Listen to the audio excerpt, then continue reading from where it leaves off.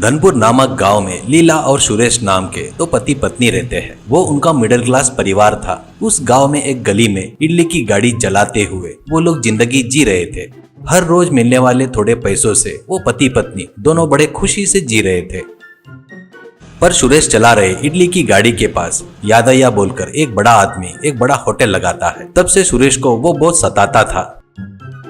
एक दिन यादయ్య सुरेश की गाड़ी के पास आकर, ये देख सुरेश, तू यहाँ तेरी इडली की गाड़ी निकाल ले। मैं यहाँ पर होटल बनाया हूँ ना, मेरे हिसाब से कस्टमर सभी मेरे होटल में आने को होना। पर तू ऐसे 10 रुपए में इडली बेचे तो कैसे? मेरे होटल में 20 रुपए इडली है। जल्दी से तू यहाँ से चला जा सुरेश, ऐसे कहता है। सुरेश की पत्नी लीला, यादయ్య जी, आप बहुत बड़े आदमी हो। ऊपर से आपने अभी अभी यहाँ पर होटल लगाए हो। हम तो कब से यहाँ पर बेच रहे हैं। आपके होटल से हमारी गाड़ी की कोई बराबरी नहीं है जी, ऐसा कहती है। वो बातें सुनकर यादయ్య, ये क्या रे सुरेश, तेरे में दम नहीं है क्या? बाजू में पत्नी से बात करवा रहा है, तेरे से उतना भी नहीं होता क्या बात करना?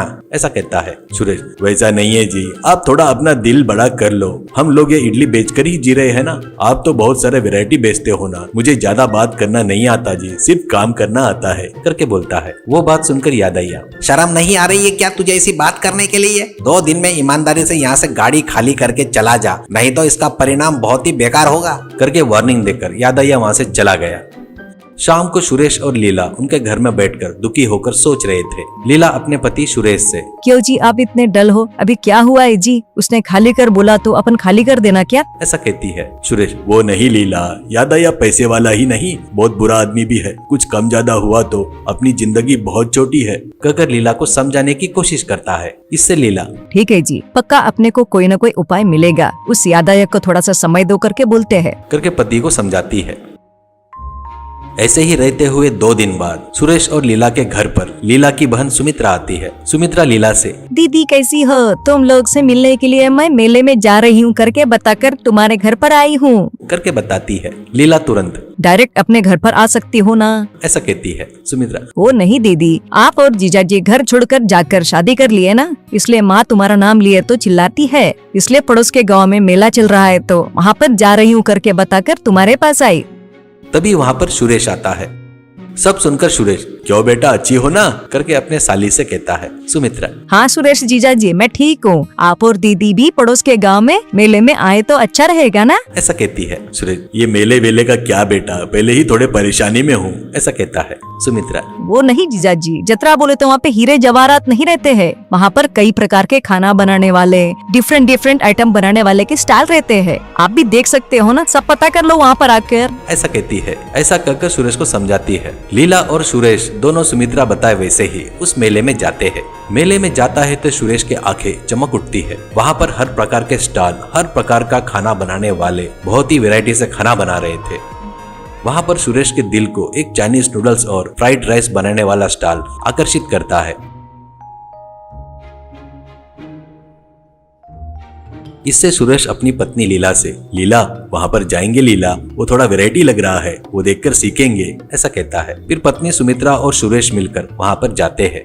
वहाँ सुरेश बहुत देर खड़े होकर देखता है। वहाँ पर बन रहे नूडल्स, मंचूरियन, फ्राइड राइस, ये सब सुरेश को नया लगता है। और सुरेश उस बावर्ची से, अरे सुनो, ये कैसे बनाते हैं, मुझे थोड़ा सिखाओगी क्या, ऐसा कहता है। तो बावर्ची, क्या भैया, ये कोई बड़ी बात नहीं है। अब ये देखो, इसके पैकेट मिलते हैं, इसे नूडल्स कहते हैं। इसे लेकर उबाल कर, इसे ऐसे करके डालकर नूडल्स बनाने की पूरी प्रोसीजर बताता है।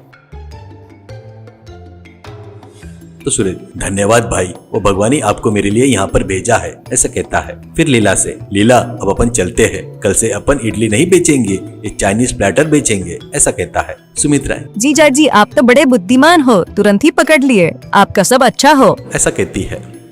सोचे वैसे ही सुरेश और लीला अपने गाड़ी पर चाइनीज प्लेटर 100 रुपए में कहकर लिखते हैं। उस प्लेटर में मंचूरियन, नूडल्स, मोमोज और फ्राइड राइस भी था। ये सब देखकर यादయ్య सुरेश के पास आता है और, क्या रे सुरेश, छोड़कर चला गया सोचा, फिर 2 दिन में वापस आ गया, ऐसा कहता है। सुरेश, यादయ్య जी, आप अपने होटल में इडली डोसा बेचते हो, हमारे गाड़ी पर वो नहीं मिलता, हम तो चाइनीज वैरायटी वाले आइटम ही बेचते हैं, ऐसा कहता है। यादయ్య, अरे बाप रे, अभी जुबान तो बहुत ज्यादा चल रही है, देखेंगे तेरा वैरायटी खाना खाते या मेरे होटल में खाते, कहकर वहां से गुस्से से चला गया। बहुत सारे लोग जमा हो जाते हैं। कोई भी वो प्लेटर खाने की हिम्मत नहीं करता। शाम हो जाती है, लीला मायूस हो जाती है। तब लीला अपने पति सुरेश से क्यों जी, एक व्यक्ति भी आकर टेस्ट नहीं कर रहे हैं, अब कैसे? ऐसा कहती है। सुरेश, चिंता मत कर लीला, नए आइटम पर लोग एक साथ भरोसा नहीं करते, नहीं खाते। उसका टेस्ट पता चला तो फिर आएंगे। ऐसा कहते हुए सभी आइटम फ्री है भाई, टेस्ट करो, पसंद आए तो खाओ करके जोर से चिल्लाता है। वो बात सुनकर सभी लोग वहाँ पर जमा हो जाते हैं। सभी लोग बढ़िया टेस्ट करते हैं। जो भी टेस्ट कर रहा था वो सुरेश भैया बढ़िया, एक और चाइनीज प्लेटर दो, ऐसा कहता है। एक बुजुर्ग, बेटा सुरेश मुझे भी एक दो, ऐसा कहता है। वैसे औरतें भी मर्द भी सुरेश बना रहा सो चाइनीज प्लेटर खाकर बहुत खुश हो रहे थे। इससे सुरेश की जिंदगी बदल जाती है। चाइनीज प्लेटर 100 रुपीज करके उस गांव भर में सुरेश फेमस हो जाता है।